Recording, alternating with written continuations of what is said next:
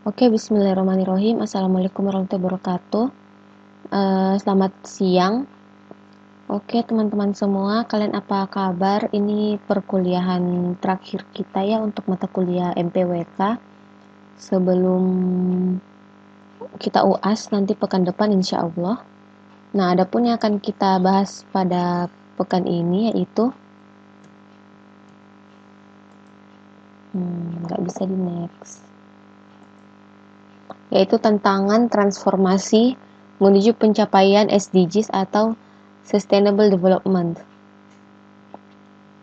Nah, adapun yang akan outline kita pada siang hari ini yaitu pertama kita preview dulu, lalu tantangan pencapaian SDGs itu apa saja, lalu bagaimana upaya pemerintah dalam mengantisipasi tantangan pencapaian SDGs tersebut.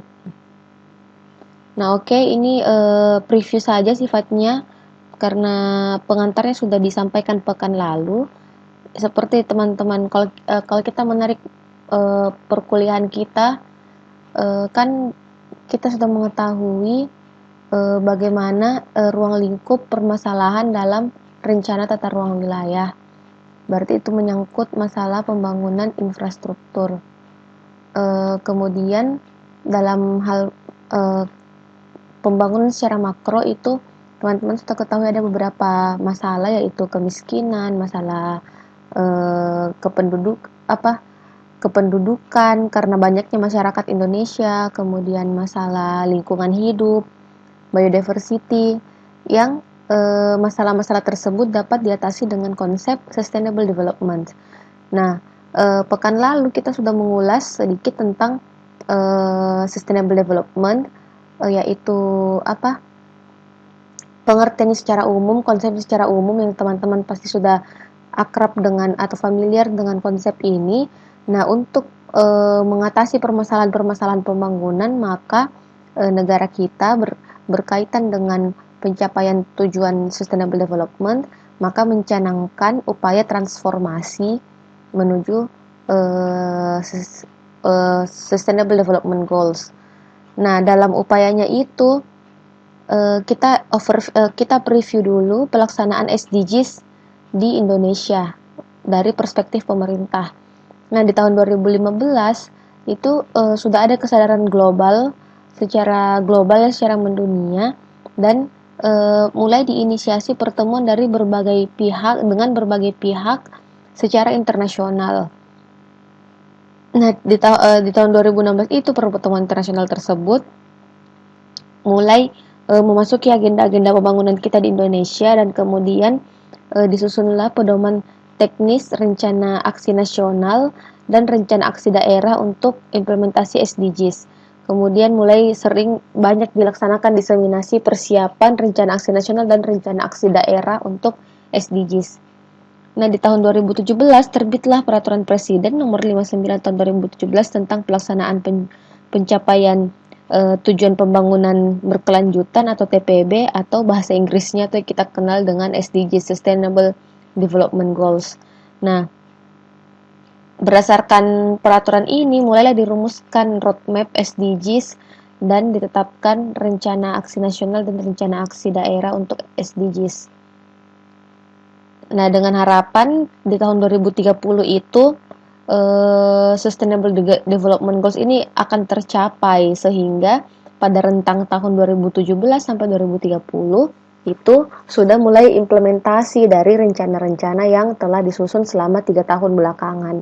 Nah, karena ini baru pelaksanaan ke tahun ketiga ya, sehingga ini masih dalam tahap melihat bagaimana prediksi tantangan yang diperkirakan sebelumnya. Jadi, kalau untuk masalah-masalah itu belum ada masalah-masalah yang berarti dihadapi karena telah memprediksi tantangan-tantangan sebelumnya. Tantangan-tantangan yang akan dihadapi, bukan tantangan sebelumnya, tantangan yang akan dihadapi dalam proses implementasi SDGs ini. Oleh karena itu, makanya pada pekan ini kita akan membahas kira-kira dalam mendukung pembangunan yang berbasis atau searah dengan Sustainable Development Goals itu tantangannya apa saja, dan apa upaya yang dilakukan pemerintah untuk mengantisipasi atau mengatasi atau mencegah tantangan-tantangan tersebut. Nah, berikut ini tantangan pencapaian Sustainable Development Goals. Nah, ini yang disampaikan oleh Menteri Bappenas ya, bahwa ada 6 tantangan utama implementasi Sustainable Development Goals. Pertama itu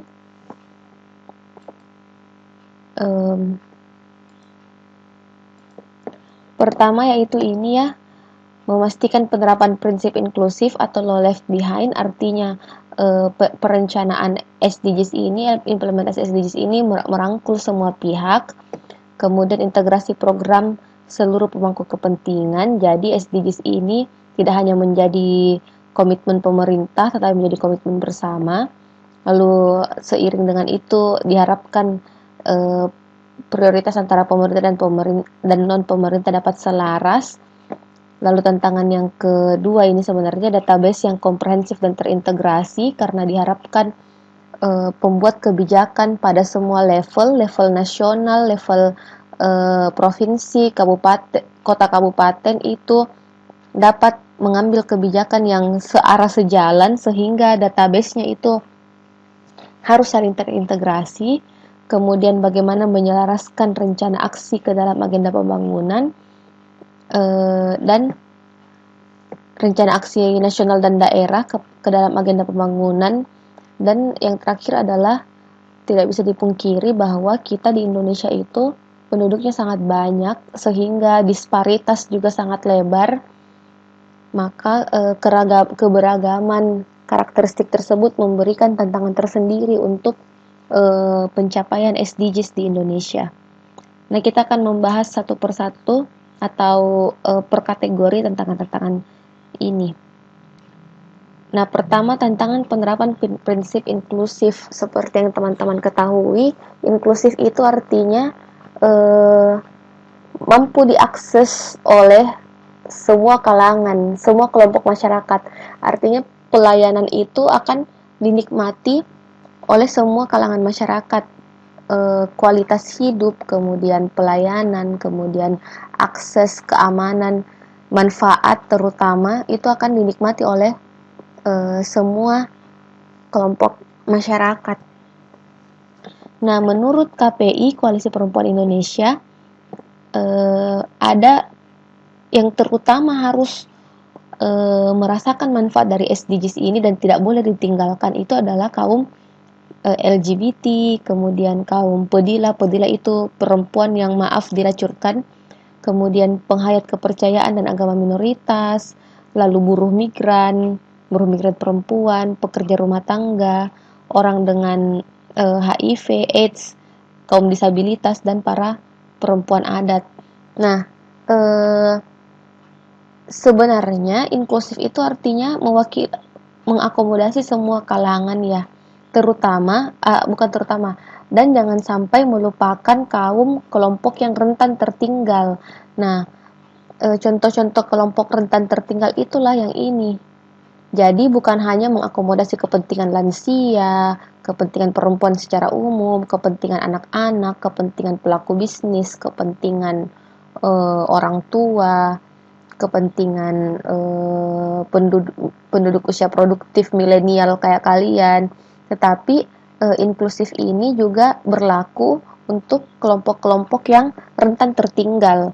Oleh karena itu, salah satu prinsip pelaksanaan SDGs itu adalah no one left behind, atau melibatkan semua pemangku kepentingan dan memberi manfaat bagi semua kalangan masyarakat, terutama yang rentan, seperti yang dicontohkan oleh KPI atau Koalisi Perempuan Indonesia. Nah, tantangan selanjutnya adalah tantangan integrasi program seluruh pemangku kepentingan. Nah, dalam perencanaan SDGs ini teridentifikasi 4 kategori stakeholder. Ya, kategori pertama yaitu pemerintah dan parlemen. Pemerintah dan parlemen ini tentu saja berfokus pada implementasi SDGs tersebut. Siapa saja aktor di pemerintah dan parlemen? Ya tentu saja pemerintah pusat, kemudian pemerintah daerah, dan parlemen atau legislatif. Nah, stakeholder lain yang harus dirangkul kepentingannya atau dilibatkan pada implementasi SDGs ini adalah kaum akademi dan pakar. Siapa saja stakeholdernya? Yaitu institusi pendidikan, para pakar dan tenaga ahli, dan juga para peneliti. Lalu pemangku kepentingan yang lain yaitu organisasi masyarakat dan media. Contohnya yaitu yang ketiga yaitu filantropi dan bisnis. Contohnya itu pelaku usaha dan bisnis, para investor dan para pelaku industri. Dan untuk organisasi massa dan media, contoh stakeholdernya itu organisasi masyarakat, kemudian kelompok rentan dan tertinggal seperti yang disampaikan tadi, jaringan media dan masyarakat luas. Nah, di sini adalah 4 kategori stakeholder, berikut contoh-contohnya yang memiliki kepentingannya masing-masing terhadap agenda pembangunan. Tetapi karena sekarang agenda pembangunan kita adalah menyukseskan Sustainable Development Goals, maka diharapkan kepentingan masing-masing stakeholder ini dapat terakomodasi menjadi goal bersama. Jadi tidak ada yang dirugikan satu sama lain, baik masyarakat, baik pemerintah, baik pelaku usaha, dan melibatkan para akademisi dan pakar. Jadi diharapkan ya masing-masing stakeholder ini dapat melaksanakan perannya sehingga akan menghasilkan kolaborasi yang saling terintegrasi. Nah, seperti yang teman-teman lihat tadi bahwa stakeholdernya itu ada dari pemerintah dan tentu saja non-pemerintah. Nah, non-pemerintah ini ada pihak swasta, ada pihak akademisi, dan ada pihak masyarakat. Nah, walaupun stakeholdernya itu berbeda-beda, pastinya memiliki kepentingan yang beda-beda kan ya. Nah, makanya itu tantangannya juga adalah bagaimana menyelaraskan prioritas pemerintah dan non-pemerintah. Nah, tujuan pembangunan SDGs itu sendiri kan adalah peningkatan kesejahteraan ekonomi, kemudian keberlanjutan kehidupan sosial masyarakat, lalu menjaga kualitas lingkungan hidup, dan bagaimana mewujudkan pembangunan yang menjamin keadilan dan terlaksananya tata kelola yang baik. Nah, tujuan ini itu selaras dengan komitmen pemerintah. Komitmen pemerintah itu negara kita, yaitu Indonesia, berkomitmen melaksanakan SDGs untuk transformasi peradaban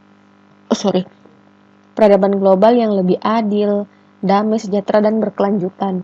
Lalu komitmen tersebut diwujudkan dengan Perpres nomor 59 tahun 2017 dan sejalan dengan nawacita. Lalu Presiden akan terus memantau pelaksanaan TPB SDGs, mengingat bahwa pencapaian SDGs sekaligus menjadi tolak ukur tercapainya agenda pembangunan nasional. Nah, komitmen ini harus menjadi payung bersama dalam penyelarasan prioritas pemerintah dan non-pemerintah.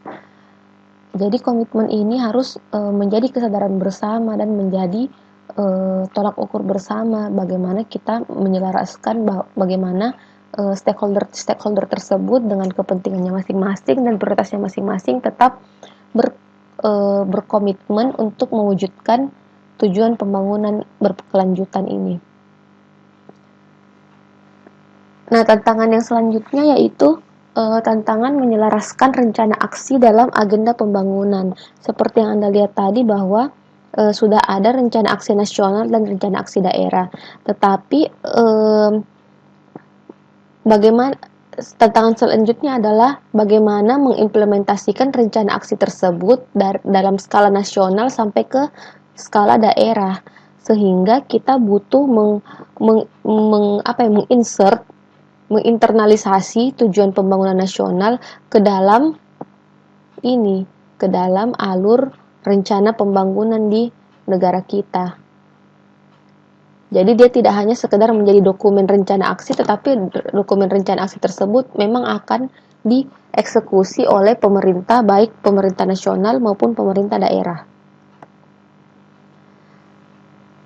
Nah, tantangan yang kelima seperti yang disampaikan tadi bahwa bagaimana menyediakan database yang komprehensif dan terintegrasi. Seperti kita ketahui, berdasarkan keempat kategori stakeholder tadi, dari pemerintah memiliki data potensi nasional, memiliki data kelembagaan, memiliki data implementasi pelaksanaan, kemudian bagaimana melaksanakan proses monitoring dan evaluasi.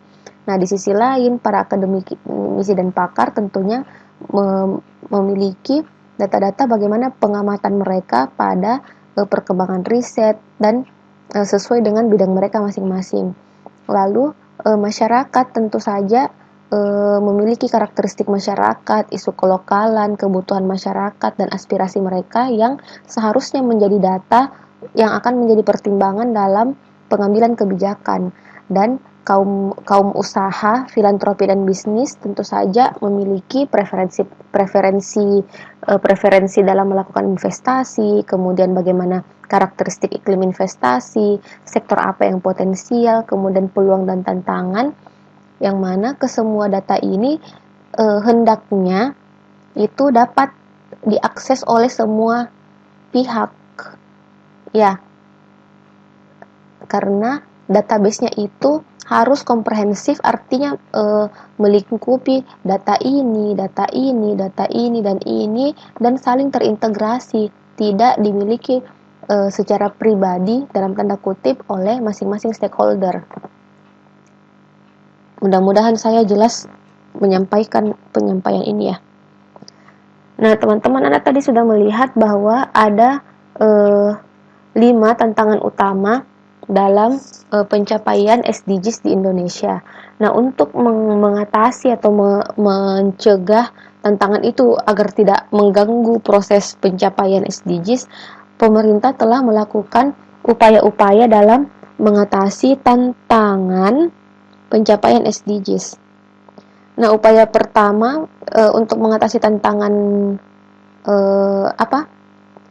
masalah database yang harus terintegrasi dan komprehensif, saat ini Anda bisa mengakses ini sdgs.bappenas.go.id, dan di sana Anda bisa menemukan SDGs dashboard. Ini kalau teman-teman lihat, nah SDGs-nya ini pada kolom ini dia sudah bisa menampilkan data berdasarkan 17 goal pembangunan berkelanjutan, dan datanya itu sudah berbasis spasial, ya, sudah bisa ditampilkan secara spasial dan bisa menampilkan data berbasis provinsi. Jadi pada SDGs dashboard ini merupakan portal data berskala nasional yang melampirkan data SDG Indonesia dalam satu tempat. Jadi, dalam satu portal ini kita sudah bisa mengakses data-data yang berhubungan dengan 17 indikator Sustainable Development Goals. Nah, ini dapat dilihat berdasarkan indikator 17 indikator SDGs, kemudian datanya itu sudah berbasis provinsi, bahkan juga menampilkan kesenjangan data yang terjadi saat ini. Nah, karena dia sifatnya online, sehingga data ini terbuka untuk publik, sehingga bisa diakses oleh masyarakat siapapun, oleh termasuk NGO, organisasi masyarakat, terutama untuk para pembuat kebijakan. Nah, selain itu, di dalam tim pelaksanaan SDGs di Indonesia itu ujungnya itu terbagi menjadi 4 kelompok kerja, yaitu kelompok kerja pilar pembangunan ekonomi, kelompok kerja pilar pembangunan sosial, pilar pembangunan lingkungan, dan pilar pembangunan pembangunan hukum dan tata kelola. Nah, hasil kerja dari masing-masing kelompok kerja ini itu harus dituangkan dalam metadata indikator pilar pembangunan ekonomi, sehingga masing-masing kelompok kerja berdasarkan masing-masing sektor pembangunan berkelanjutan itu diwajibkan mempublikasikan hasil pekerjaannya, sehingga karena itu terpublikasi berarti dapat diakses oleh publik dan bisa menjadi bahan pertimbangan bagi para pemangku kebijakan, dan juga bisa menjadi bahan evaluasi untuk organisasi masyarakat ataupun jaringan media, seperti itu. Ini sumbernya dari sini, silakan Anda akses sendiri. Nah, upaya yang kedua adalah bagaimana pemerintah mendorong keterlibatan para pemangku kepentingan. Seperti kita lihat tadi bahwa dalam pencapaian SDGs ini, stakeholders ini dikategorikan kepada empat golongan, yaitu pemerintah dan parlemen, kemudian akademisi dan pakar, lalu filantropi dan bisnis, lalu organisasi masyarakat dan media. Nah, berikut ini adalah platform partisipasi dalam mewujudkan SDGs. Partisipasi apa yang diharapkan dari pemerintah? Pertama, yaitu menetapkan indikator dalam setiap target dan sasaran. Lalu mengembangkan kebijakan, regulasi, lalu menyiapkan data dan informasi, lalu melaksanakan sosialisasi, diseminasi, komunikasi dan advokasi, dan tentu saja melakukan monef dan pelaporan serta memfasilitasi pendanaan. Nah, kalau dari akademisi dan pakar itu diharapkan dapat mendukung peningkatan kapasitas. Dalam hal ini peningkatan kapasitas seperti mendukung dengan riset, pengembangan inovasi dan seterusnya, lalu melakukan pemantauan dan evaluasi, dan melakukan penelitian terkait kebijakan-kebijakan publik. Nah, untuk filantropi dan bisnis itu diharapkan kaum filantropi ini dapat melakukan advokasi kepada para pelaku usaha agar dalam menjalankan aktivitas ekonominya itu sesuai dengan prinsip SDGs, bahkan dapat mewujudkan kebermanfaatan bagi seluruh masyarakat sesuai dengan konsep SDGs. Lalu dapat memfasilitasi program atau kegiatan para pelaku usaha, dapat meningkatkan kapasitas dunia usaha, dan memberikan dukungan pendanaan sebagai investor. Lalu untuk organisasi masyarakat itu diharapkan dapat membantu sosialisasi kepada masyarakat luas, sehingga diharapkan dapat bisa melakukan diseminasi dan advokasi kepada masyarakat luas, dapat menjadi fasilitator di lapangan. Kan kadang kegiatan itu butuh difasilitasi oleh NGO. Lalu membangun pemahaman publik, jadi masyarakat luas itu paham bahwa kita ini bersama-sama bergerak menuju pencapaian SDGs, dan juga membantu dalam monitoring pelaksanaan SDGs yang dilakukan oleh pemerintah ataupun oleh dunia usaha, dan termasuk oleh masyarakat. Ada pertanyaan sampai sini? Kalau ada, teman-teman sampaikan di kolom komentar. Nah, dengan saling keterkaitan dan pendekatan holistik antar tujuan dan target-target, maka tidak ada satupun negara, daerah, atau institusi atau sektor yang dapat menangani pencapaian SDGs itu seorang diri gitu. Nah, oleh karena itu dibutuhkan kemitraan lintas sektor, lintas wilayah, lintas pelaku, baik di tingkat global, nasional maupun lokal. Proses partisipatif yang berlangsung bertahun-tahun sejak penyusunan SDGs juga telah menumbuhkan kepemilikan dan komitmen yang kuat pada banyak pihak hingga lebih mudah membangun kemitraan. Nah, kemitraan ini seperti apa? Kemitraan tersebut harus berdasarkan prinsip-prinsip kemitraan untuk mendukung SDGs, yaitu ada trust building, kemudian equal partnership, lalu participation, accountable atau dapat dipercaya, dan mutual benefits. Jadi antara dua party yang saling bermitra itu mendapatkan keuntungan yang mendapatkan sifatnya saling menguntungkan. Nah, kemitraan ini karena dia menjadi kunci penting dalam kolaborasi mewujudkan SDGs, pemerintah itu telah mengeluarkan panduan kemitraan multi pihak untuk pelaksanaan tujuan pembangunan berkelanjutan di Indonesia. Panduannya seperti apa, teman-teman bisa cari sendiri. Jadi ini maksudnya, ini upaya pemerintah agar iklim untuk bermitra itu kondusif untuk semua pihak, terutama pihak filantropi dan dunia usaha. Nah, bagaimana kita melibatkan masyarakat dan pemerintah agar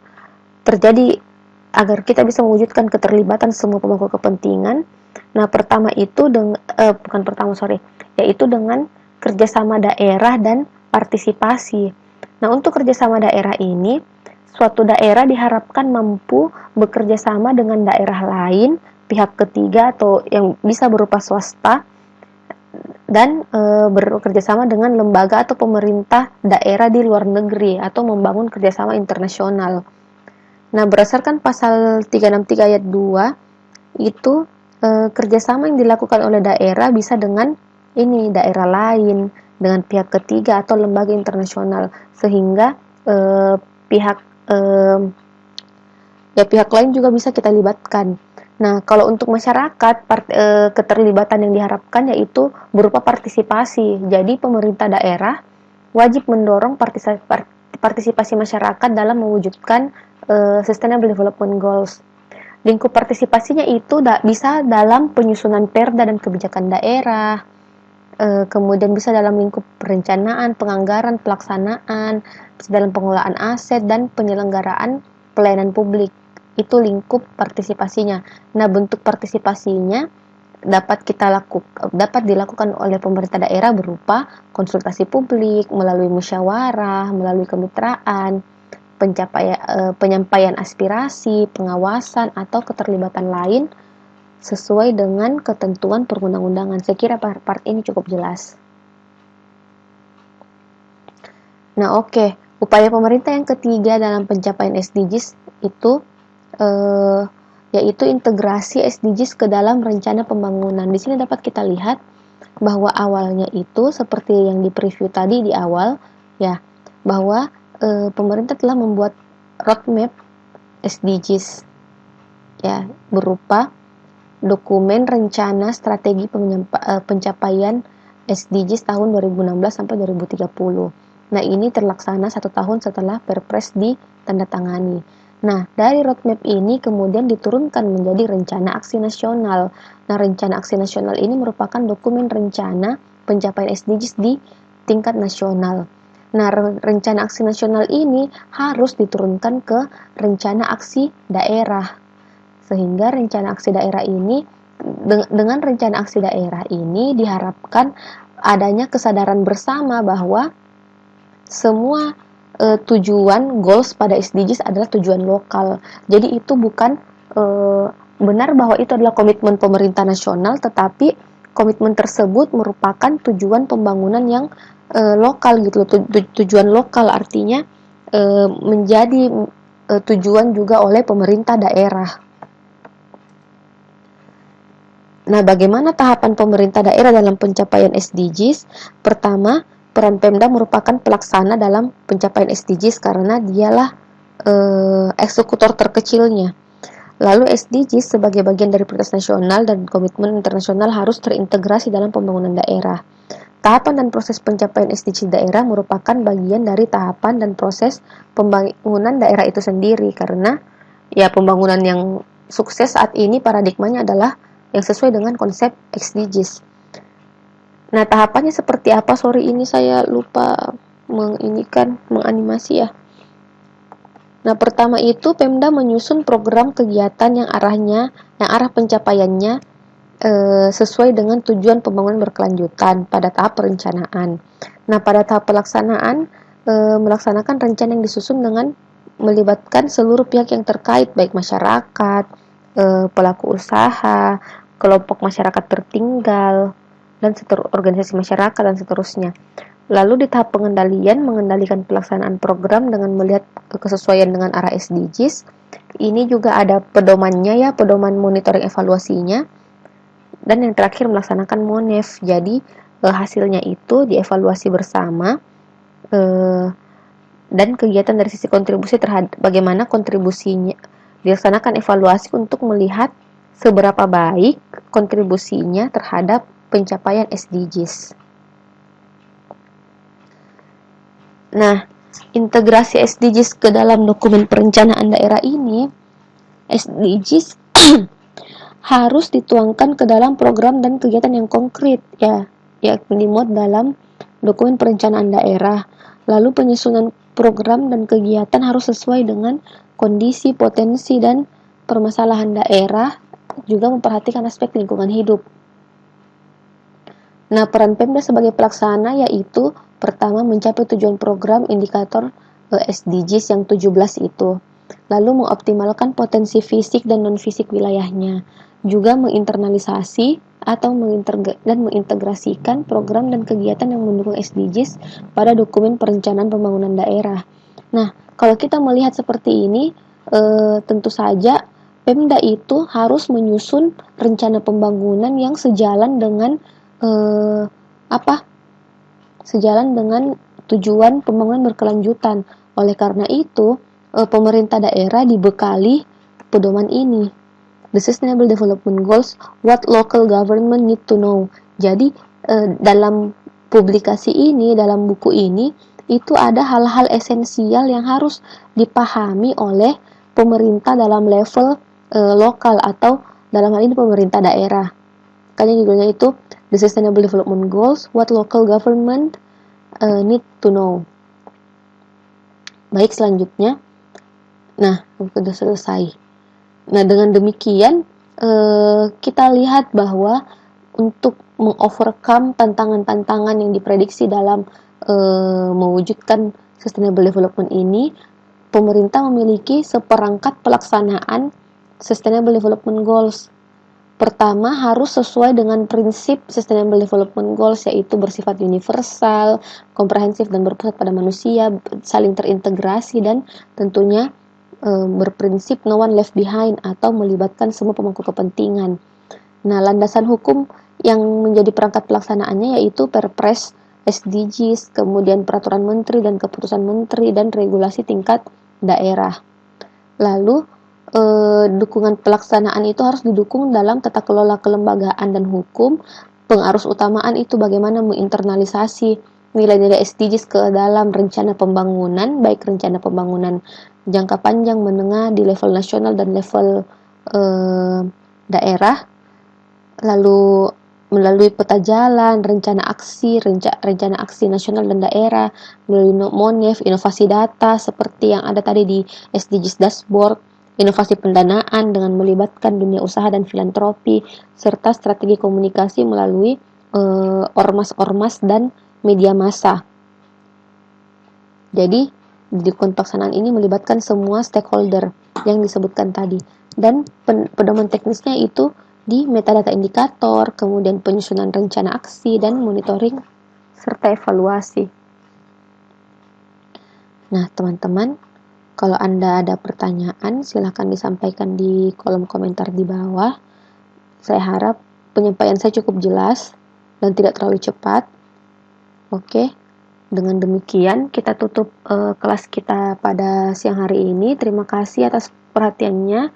10 Ramadan terakhir untuk teman-teman yang yang menjalankan ibadah puasa Ramadan. Selamat memaksimalkan ibadahnya. Mudah-mudahan kita mendapat keutamaan. Dan untuk semuanya, stay safe, stay healthy. Jangan bosan di rumah. Kita doakan sama-sama pandemi cepat berlalu dan semua bisa kembali seperti sedia kala. Oke. Terima kasih. Assalamualaikum warahmatullahi wabarakatuh. Selamat siang.